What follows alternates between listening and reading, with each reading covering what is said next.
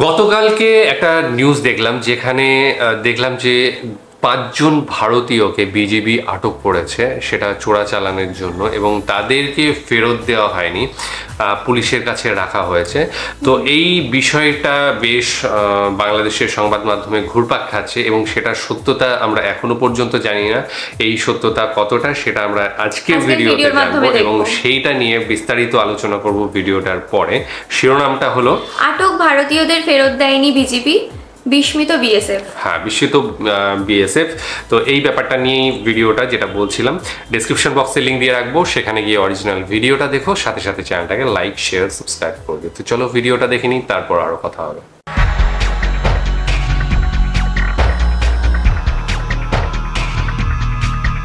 চাঁপাইনবাবগঞ্জ সীমান্ত দিয়ে গরু পাচারকালে গত রোববার অস্ত্রসহ 5 ভারতীয় নাগরিককে আটক করে বাংলাদেশের সীমান্তরক্ষী বাহিনী।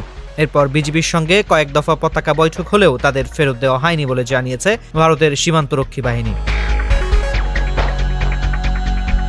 বিগত কয়েক বছরের মধ্যে অনুপ্রবেশকারী ভারতীয়দের বিজিবি ফেরত না দেওয়ার ঘটনা এটাই প্রথম বলে জানিয়েছেন বিএসএফ এর শীর্ষ কর্মকর্তারা।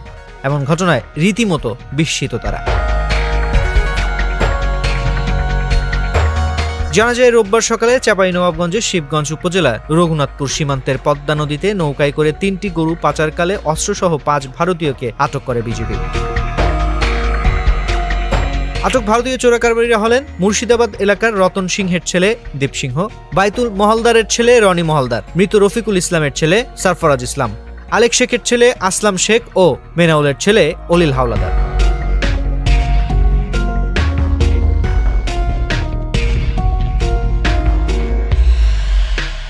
মঙ্গলবার ভারতীয় সংবাদ মাধ্যম হিন্দুস্তান টাইমসের খবরে বলা হয়েছে, গত রোববার ও সোমবার বিজিবি বিএসএফ এর মধ্যে কয়েক দফা পতাকা বৈঠক হলেও আটক ভারতীয়দের ফেরত দিতে রাজি হয়নি বাংলাদেশের কর্তৃপক্ষ। বিএসএফ এর একজন জ্যেষ্ঠ কর্মকর্তার দাবি, গত 17 আগস্ট রাতে মালদার নদী সীমান্ত দিয়ে বাংলাদেশে পাচার করা গবাদি পশু উদ্ধারের জন্য 2 নৌকায় 5 জনকে ভাড়া করেছিলেন 115 ব্যাটালিয়নের বিএসএফ সদস্যরা।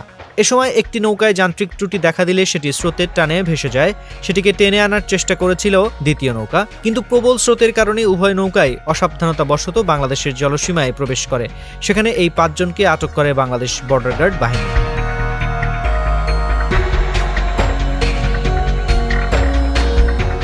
হিন্দুস্তান টাইমসের খবর অনুসারে সঙ্গে সঙ্গে দক্ষিণবঙ্গ সীমান্তের সদর দপ্তর ও ঊর্ধ্বতন কর্মকর্তারা বিজিবি সদস্যদের ফোন করে বিষয়টি জানান। কিন্তু বিজিবি জওয়ানরা আটক 5 ভারতীয়কে ছেড়ে দিতে অস্বীকার করলে একটি পতাকা বৈঠক অনুষ্ঠিত হয়।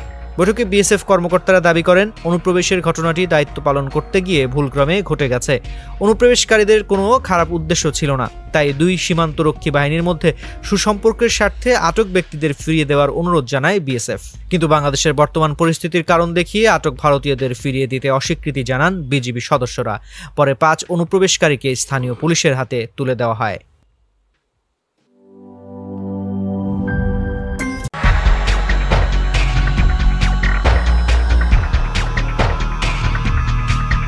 চাঁপাইনবাবগঞ্জ সীমান্ত দিয়ে গরু পাচারকালে গত রোববার অস্ত্রসহ 5 ভারতীয় নাগরিককে আটক করে বাংলাদেশের সীমান্তরক্ষী বাহিনী। এরপর বিজিবির সঙ্গে কয়েক দফা পতাকা বৈঠক হলেও তাদের ফেরত দেওয়া হয়নি বলে জানিয়েছে ভারতের সীমান্তরক্ষী বাহিনী। বিগত কয়েক বছরের মধ্যে অনুপ্রবেশকারী ভারতীয়দের বিজিবি ফেরত না দেওয়ার ঘটনা এটাই প্রথম বলে জানিয়েছেন বিএসএফ এর শীর্ষ কর্মকর্তারা। এমন ঘটনায় রীতিমতো বিস্মিত তারা। জানা যায়, রোববার সকালে চাঁপাইনবাবগঞ্জের শিবগঞ্জ উপজেলার রঘুনাথপুর সীমান্তের পদ্মা নদীতে নৌকায় করে 3টি গরু পাচারকালে অস্ত্রসহ 5 ভারতীয়কে আটক করে বিজিবি। আটক ভারতীয় চোরাকারবারীরা হলেন মুর্শিদাবাদ এলাকার রতন সিংহের ছেলে দীপ সিংহ, বাইতুল মহলদারের ছেলে রনি মহলদার, মৃত রফিকুল ইসলামের ছেলে সরফরাজ ইসলাম, আলেক শেখের ছেলে আসলাম শেখ ও মেনাউলের ছেলে অলিল হাওলাদার।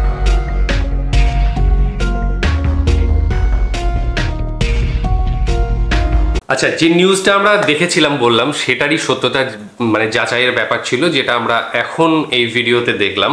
এবং সেখানে দেখলাম যে 5 জন যাদের ধরা হয়েছে তারা মুর্শিদাবাদে বাড়ি, এবং তাদের 3টে গরু সহ তাদেরকে ধরা হয়েছে, এবং এরা চোরাচালান কারবার করতে যাচ্ছিল বলেই মোটামুটি সন্দেহ করছে বিজেপি। তবে এই তরফ থেকে মানে বিএসএফ এর তরফ থেকে বলা হচ্ছে যে এদেরকে কোনো ভুলভাল মতলব ছিল না, ভুলভাল মতলব ছিল না, তাদের মূলত পাঠানো হয়েছিল ওই চোরা কারবারিদের ধরতে বা তাদের কাছ থেকে গরু বা এই ধরনের কিছু জিনিসপত্র সেগুলো নিয়ে আসতে। যাই হোক, যেটাই হোক, হ্যাঁ, অনুরোধ করছে এবং পতাকা বৈঠক হয়েছে কয়েকবার, কিন্তু সেখানে সেই পতাকা সফল হয়নি। হ্যাঁ, যেহেতু দেশের ভিতরে একটা পরিস্থিতি চলছে, খারাপ পরিস্থিতি চলছে, সেই জন্য ছাড়া হবে না। এবং তারা পুলিশের হাতে তাদেরকে দিয়ে দিয়েছে 5 জন। এইবার এইখানটায় আমার যেটা বিষয় হচ্ছে কথা বলার, সেটা হচ্ছে যে অবশ্যই কোনো যদি এই ধরনের কাজ ঘটে থাকে, যদি সত্যি এই ধরনের হয়ে থাকে যে চোরাচালান কারবার করতে গিয়ে ধরা পড়েছে, আমি বলবো যেটা বিজেপি করেছে বেস্ট কাজ করেছে। সেটা বিএসএফ এর তরফ থেকেও হোক বা বিজেপির তরফ থেকেও হোক, যারাই করুক সেটা খুব ভালো কাজ করেছে এবং এটাই হওয়া দরকার। সেটা বাংলাদেশে চোরা কারবারিয়ায় যদি এদিকে আসে, মানে একটা আন্তর্জাতিক সীমান্ত, সেই সীমান্তকে টপকে বা সীমান্তের যে ধারে কাছে আসার নিয়ম, সেই নিয়ম যদি না মেনে তারা সেটা লঙ্ঘন করার চেষ্টা করে, তাহলে অবশ্যই সেটাকে স্টেপ নিতে হবে। এটা দেশের মধ্যেও না, এমন কোনো জিনিস নয় দেশের মধ্যে, এটা একটা ইন্টারন্যাশনাল বর্ডার।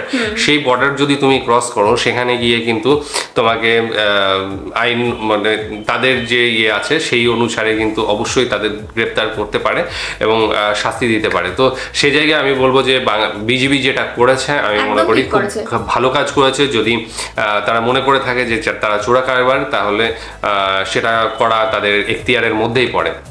এবং সেম আমি এটাও বলতে চাই যে বিএসএফ এর যদি এই ধরনের কিছু মনে হয়, তাহলে যদি ধরে থাকে, তাহলে আমি বলবো যে সেটাও মানে সঠিক কাজ।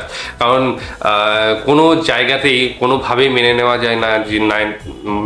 যায় না যে চোরা কারবারিরা তাদের মানে ঘাঁটি গেড়ে বসবে এবং দুই দেশের মধ্যে এইভাবে চোরা কারবার চলবে, সেটা কোনোভাবেই মেনে নেওয়া যায় না। এবং এর ফলে দেশের অর্থনীতি সহ যুবক সমাজ এবং আরও অনেক কিছু কিন্তু নষ্ট হচ্ছে। আজকে মানে কাঁটাতারের বেড়ার পার দিয়ে বিভিন্ন ধরনের নেশাদ্রব্য বা এই ধরনের অস্ত্রপাতি এইভাবে মানে চোরাচালান হচ্ছে, এবং যার ফলে কিন্তু দুই দেশের মধ্যেকার যে খারাপ যে সমস্ত এলিমেন্টগুলো আছে সেইগুলো শুয়ে থাকলে এখন জেগে উঠছে সেই তার প্রভাবে।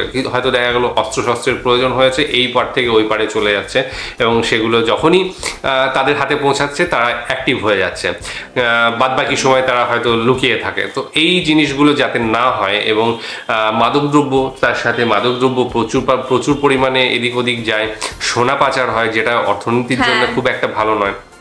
তো এই জিনিসগুলো যাতে কম হয় এবং বন্ধ হয়, সেই জন্য যেটা করা দরকার সেটা অবশ্যই করতে হবে। সেটা এই যে 5 জন ধরা পড়েছে, তারা যদি, আবার বলছি, তারা যদি দোষী হয় অবশ্যই ঠিক করেছে, বিজেপি অবশ্যই ঠিক করেছে, এবং সেটা তারা শাস্তি মানে যোগ্য, তারা মানে তাদের প্রাপ্য এটা।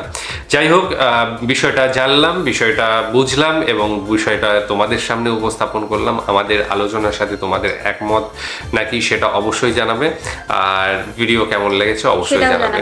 আজকের মতো এখানে শেষ করছি, আগামী দিন আবার আসছি অন্য কোনো ভিডিও নিয়ে, ততক্ষণের জন্য স্টে টিউনড।